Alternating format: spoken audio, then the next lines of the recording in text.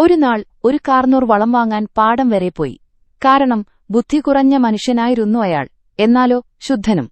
മണ്ടത്തരങ്ങൾ കാണിക്കുന്ന കാരണം പരിസരവാസികൾ എപ്പോഴും അയാളെ കളിയാക്കുമായിരുന്നു. എന്നാലോ ഇയാൾ ശിവഭക്തനും കൂടിയായിരുന്നു.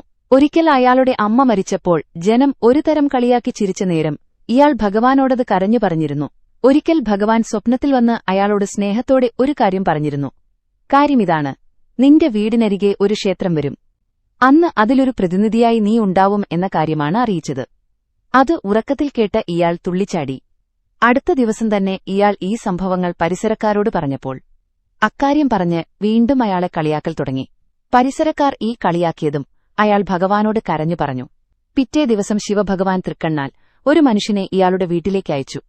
ഈ മനുഷ്യനെ അയാളുടെ വീട്ടിൽ കണ്ടപ്പോൾ പരിസരവാസികൾ കളിയാക്കി ചിരിച്ചു.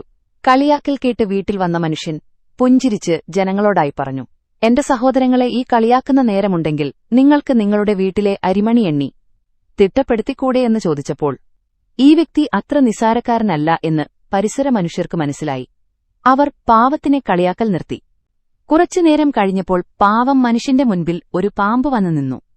അപ്പോൾ അതിനെ പരിസരവാസികൾ തല്ലിക്കൊന്നപ്പോൾ പാവം മനുഷ്യൻ പൊട്ടിക്കരച്ചിലായി.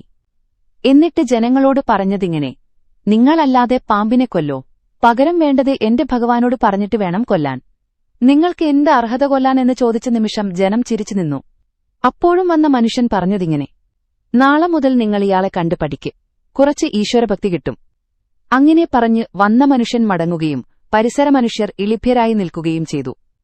ആ സമയത്ത് മഹാവിഷ്ണു ഭഗവാൻ ലക്ഷ്മീദേവിയും ഒത്കറങ്ങാൻ വന്നപോലെ വന്ന് നാഗം മരിച്ചുവീണ സ്ഥലത്ത് ഇരിപ്പുറപ്പിച്ചു. ലക്ഷ്മീദേവിയും മഹാവിഷ്ണുവും നാഗം മരിച്ചിടത്ത് ഇരിപ്പുറപ്പിച്ചപ്പോൾ അവിടേക്ക് ശിവസാന്നിധ്യവുമെത്തി. മരിച്ച നാഗത്തെ നീക്കം ചെയ്ത് അവിടെ നല്ലവണ്ണം ശിവസാന്നിധ്യം ഭഗവാൻമാർ വരുത്തിച്ചു. എന്നിട്ട് ശിവക്ഷേത്ര സാന്നിധ്യം രാശിയിൽ കാണിച്ചു. എന്നിട്ടും ഭഗവാൻ കുറേക്കാലം നാഗപുറ്റിന് സമാനമായി ജീവിച്ചു. അതിനുശേഷം ശിവഭഗവാൻ സ്ഥാനം പിടിച്ചു. അന്നേരം എല്ലാം ദൈവങ്ങളുടെ അനുഗ്രഹത്തിൽ ഒരു ക്ഷേത്രം പണിതു. ഈ ക്ഷേത്രത്തിനകത്തേക്ക് നമ്മുടെ ബുദ്ധി കുറഞ്ഞവനെ അടുത്ത ജന്മം പോറ്റിയാക്കി മാറ്റി. ഇതിലെ പൊരുൾ ക്ഷേത്ര സമുച്ചയമനുസരിച്ച് ഈശ്വരന്മാർ സ്ഥാനം മാറും. പക്ഷേ നിലപാടുകൾ മാറില്ല. ഭഗവാൻ ശിവൻ താണ്ഡവശിവനായി മാറി. അതാണ് ഐതിഹ്യമാല. അതാണ് ചൊവ്വല്ലൂർ ശിവക്ഷേത്രം കഥ. ഈ കഥകൾക്കപ്പുറം ഈ ക്ഷേത്രത്തിന് ഒരുപാട് ഐതിഹ്യങ്ങളുണ്ട്. എന്റെ ദേശത്തച്ഛനായ ശിവഭഗവാനെ ഞാൻ വണങ്ങട്ടെ.